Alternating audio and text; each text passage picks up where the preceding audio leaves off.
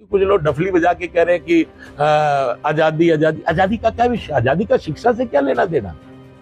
आप अगर इस बात पे दे आजादी का शिक्षा से क्या लेना देना साहब। आप इस हिंदुस्तान की धरती पे आपने जन्म लिया है, हर बात अगर आप दूसरे देशों की करोगे तो कतई ही बर्दाश्त नहीं होगा।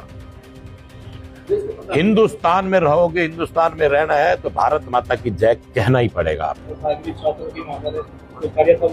लेकिन महिलाओं के साथ भी वहाँ पर भी वार हुई है और पुलिस वालों ने बेरहमी से छात्रों को पीटा है, तो क्या वो सरकार का अच्छा कदम है? देखिए बहुत सी चीजें ऐसी है जो आप देख रहे हो कि बैच ही नहीं लगे हुए पुलिस वालों के। आप इसको ये कैसे कह सकते हैं पुलिस वाले, मुझे लगता है कि ऐसा इसके पीछे मैंने जैसे आपसे जिक्र किया कि शरारती तत्वों का काम है।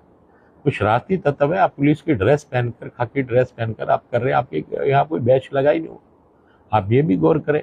और देखिए आप संसद तक पहुंच रहे हैं तो वो भी अशोभनीय है। आप देखिए मर्यादा हर चीज की है, अगर हम किसी भी मर्यादा को उल्लंघन करने का काम करेंगे तो वो गलत है। वहां पर वो जो लोग बैठे एक अल्लाह हुक्म, इस काम को अल्लाह करेंगे, इस प्रकार की बातें भी चल रही हैं तो गलत है। ये छात्रों का काम नहीं है धर्म को लेकर कोई ऐसी बात करना।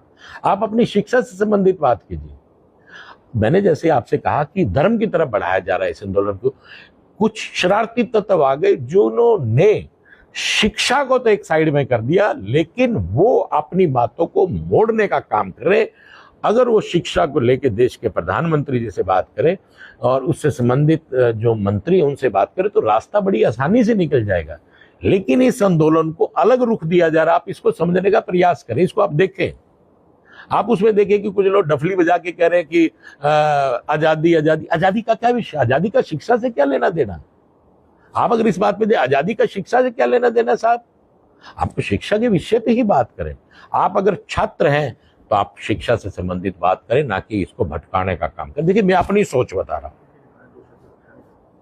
और जिस प्रकार से ये कर रहे हैं, जिस प्रकार से शरारती तत्व बीच में आ गए, तो ये मान के चले कि ऐसे शरारती तत्वों को बख्शा नहीं जाएगा।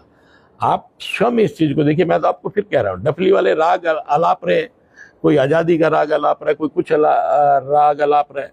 आप इस हिंदुस्तान की धरती पे आपने जन्म लिया है, हर बात अगर आप दूसरे देशों की करोगे तो कतई ही बर्दाश्त नहीं होगा। हिंदुस्तान में रहोगे, हिंदुस्तान में रहना है तो भारत माता की जय कहना ही पड़ेगा आपको, वरना आपको हिंदुस्तान की धरती पर रहने का कोई अधिकार नहीं, चाहे वो कोई भी हो।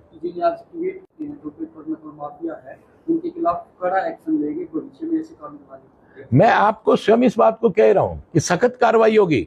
ये पेपर लीक कोई नहीं, देखिए एक बात आप सुनिए, पेपर लीक को सरकार नहीं कर पा रही, वो आप और हम ही में से लोग ऐसे हैं जो लोग इस प्रकार से देश के अंदर कर रहे हैं। मैं तो ये कहता हूं उनको देश का गद्दार साबित करना चाहिए, देशद्रोह का मामला दर्ज करना चाहिए उनके खिलाफ, ताकि लोगों को सबक मिले, ताकि ऐसी गलती कोई ना करे।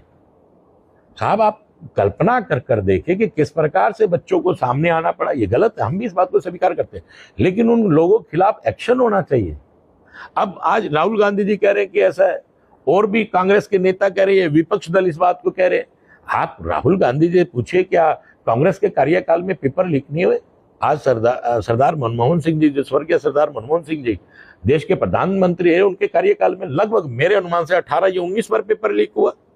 अरे साहब, जिनके शीशे के घर होते हैं वो दूसरों पे पत्थर नहीं फेंका करते, जिनके शीशे के घरों वो कर्टन लगाकर, पर्दा लगाकर कपड़े बदलते, ऐसे नहीं किया करते। ऐसा आपने क्या क्या जुल्म नहीं किया कांग्रेस ने। आपके सामने की इमरजेंसी लगाई कि किस प्रकार से बुरा व्यवहार किया, अपनी सत्ता को बचाने के लिए उन्होंने बुरा व्यवहार किया। श्रीमती इंदिरा गांधी जी ने अपनी सत्ता को, अपनी सीट को बचाने के लिए, अपनी सत्ता को बचाने के लिए उन्होंने इमरजेंसी लगाने का काम किया। तो सोचना चाहिए, कम से कम उन लोगों को नहीं बोलना चाहिए जो आज हमसे हिसाब मांगने की बात करते हैं। उनके खुद के खाने खराब है, उन्हें खुद देखना चाहिए इस बात को। शिक्षा को लेकर आप आए, विद्यार्थी हैं, छात्र हैं, शिक्षा को लेकर आए, लेकिन देश के ऊपर या किसी प्रकार से गद्दारी की बात करेंगे तो कतई बख्शा नहीं जाएगा।